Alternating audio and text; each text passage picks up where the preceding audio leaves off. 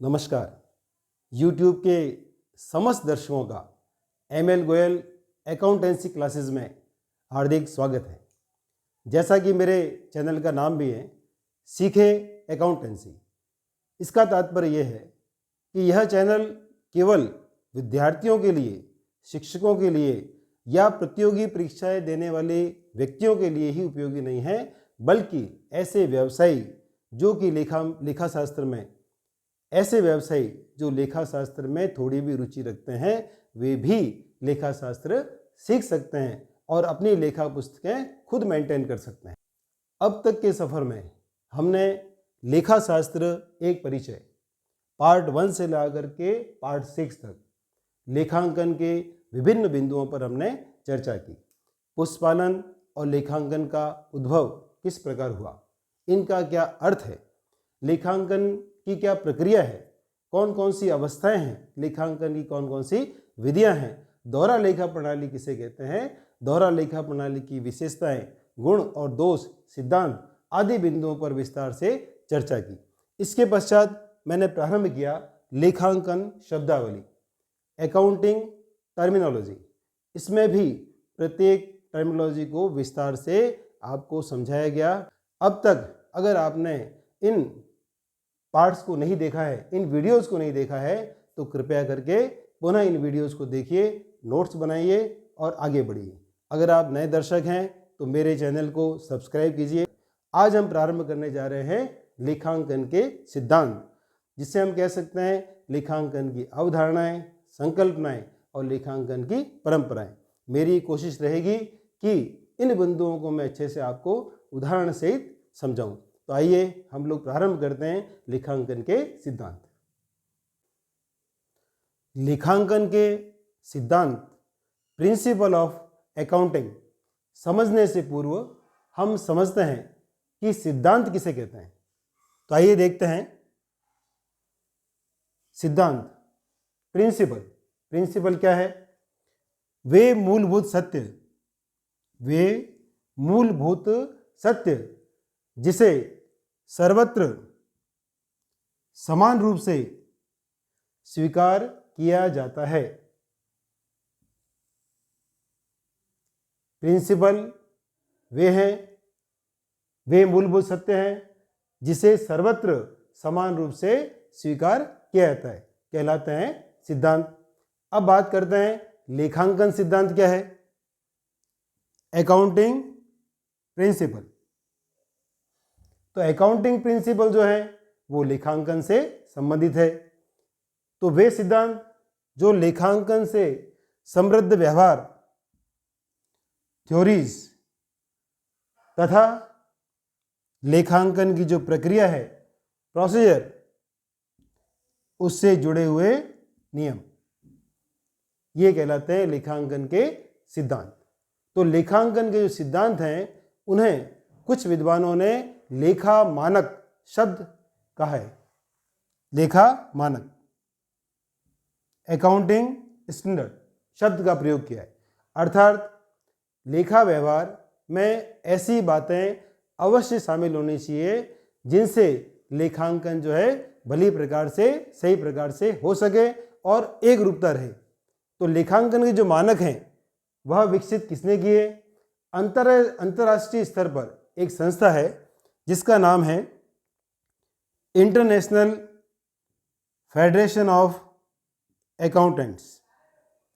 International federation of accountants, IFAC।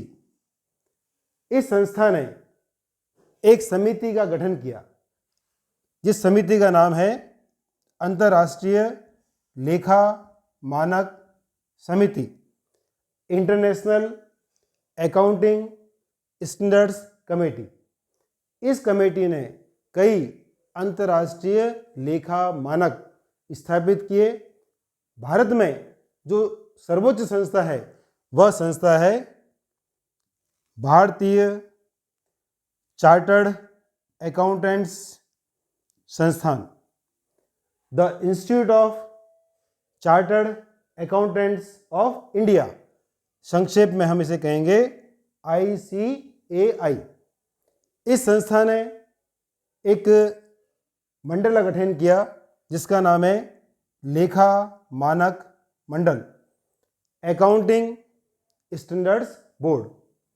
इस board ने भी कई लेखा मानक स्थापित किए। तो इस प्रकार से अभी वर्तमान में हम लेखांकन के सिद्धांतों को लेखा मानक भी कह सकते हैं।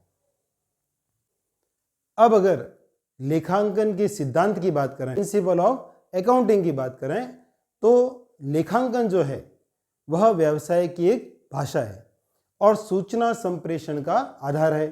तो लेखांकन के माध्यम से जो सूचनाएं दी जाती है वह समस्त पक्षकारों के लिए एक रूप होनी चाहिए। तो अंतर्राष्ट्रीय स्तर पर जो लेखांकन की संस्थाएं हैं, साथ ही अंतर्राष्ट्रीय स्तर पर लेखाकार हैं, उन्होंने लेखांकन सिद्धांतों के रूप में जो विकसित किया गया है वह वास्तव में कुछ अवधारणाएं, कंसेप्ट्स, संकल्पनाएं, पोस्टुलेट्स और परंपराएं,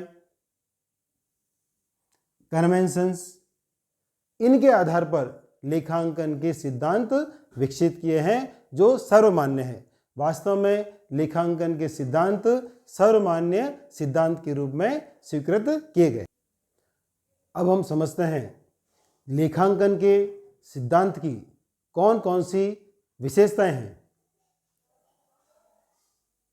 लेखांकन के सिद्धांत की विशेषताएं, सर्वप्रथम पहली विशेषता है मानव द्वारा विकसित। लेखांकन के सिद्धांत हैं वे भौतिक विज्ञान की तरह स्वयं सिद्ध नहीं है, बल्कि मानव द्वारा विकसित और मानव द्वारा निर्मित है। दूसरी विशेषता है लेखा व्यवहार में एकरूपता व बोधगम्य बनाना। लेखांकन के सिद्धांतों में यह विशेषता होनी चाहिए कि वे लेखा व्यवहार में एकरूपता लाए, साथ ही जो लेखांकन किया गया है वह समझने योग्य हो। तीसरी विशेषता है लेखांकन कार्य में दिशा निर्देशन। लेखांकन के सिद्धांत इस प्रकार के होने चाहिए कि वे लेखाकारों को लेखांकन कार्य में मार्गदर्शन प्रदान करें। चौथी विशेषता है विवेकपूर्ण निर्णय लेने में सहायक। लेखांकन के सिद्धांत इस प्रकार के हो कि वे लेखाकारों को, प्रबंधकों को विभिन्न प्रकार के विवेकपूर्ण निर्णय लेने में सहायक होने चाहिए। इसी प्रकार से लेखांकन के सिद्धांत हैं वर्तमान में विकास की प्रक्रिया में है, यह अपनी अंतिम अवस्था में नहीं है। धीरे धीरे समय समय पर इनमें सुधार होता गया है। नंबर 6, लोचपूर्ण, फ्लेक्सिबल। लेखांकन के सिद्धांत कठोर नहीं है बल्कि लोचपूर्ण है, अर्थात व्यवसाय के स्वरूप में परिवर्तन के साथ साथ लेखांकन समृद्ध व्यवहारों में परिवर्तन के साथ साथ लेखांकन के मानकों में समय समय पर परिवर्तन हुआ है। अंतर्राष्ट्रीय स्तर पर और राष्ट्रीय स्तर पर कई बार लेखांकन के मानकों में आवश्यकता अनुसार परिवर्तन हुआ है। लेखांकन के सिद्धांत की विशेषताएं समझने के पश्चात हम समझते हैं लेखांकन के सिद्धांत के नियम। लेखांकन के सिद्धांत के 3 नियम हैं। सर्वप्रथम समृद्धता, नंबर 2 वस्तुपरकता और नंबर 3 है व्यवहारिकता। पहले बिंदु को हम समझते हैं तो लेखांकन के सिद्धांत का प्रथम नियम है समृद्धता, रिलीवेंस। रिलीवेंस का तात्पर्य क्या है? लेखा विवरण तैयार करने में सहायक तथा पक्षकारों के लिए अर्थपूर्ण हो। लेखांकन में जो भी लेखांकन विवरण पत्र तैयार किए जाएं उनके लिए लेखांकन के सिद्धांत सहायक होने चाहिए। साथ ही प्रत्येक पक्षकार के लिए इसका अर्थपूर्ण होना चाहिए, अर्थात प्रत्येक पक्षकार जो सूचनाएं चाहता है वह सूचनाएं लेखांकन के माध्यम से मिलनी चाहिए। दूसरा बिंदु है वस्तुपरकता, ऑब्जेक्टिविटी, अर्थात विभिन्न पक्षकारों के लिए जो कि लेखांकन में अपना हित रखते हैं, जो समान अर्थ होना चाहिए, अर्थात विभिन्न पक्षकारों के लिए जो सूचनाएं दी जा रही हैं उनका समान अर्थ निकलना चाहिए। दूसरी बात है व्यक्तिगत पक्षपात से पूर्णतः अप्रभावित हो। तो लेखांकन के सिद्धांत इस प्रकार विकसित किए जाएं कि वे लेखांकन में जो सूचनाएं प्राप्त हो रही है वे पक्षपातपूर्ण नहीं होनी चाहिए, सही पक्षों के लिए समान अर्थ निकलना चाहिए। तीसरी बात व्यवहारिकता, लेखांकन के सिद्धांत व्यावहारिक होने चाहिए, अर्थात व्यवहार में लागू किए जाने चाहिए और आसानी से समझ में आए, ऐसे होने चाहिए। तो लेखांकन के सिद्धांतों में विशेषताएं हमने समझी और हमने समझा कि लेखांकन के सिद्धांतों कौन कौन से नियम हैं।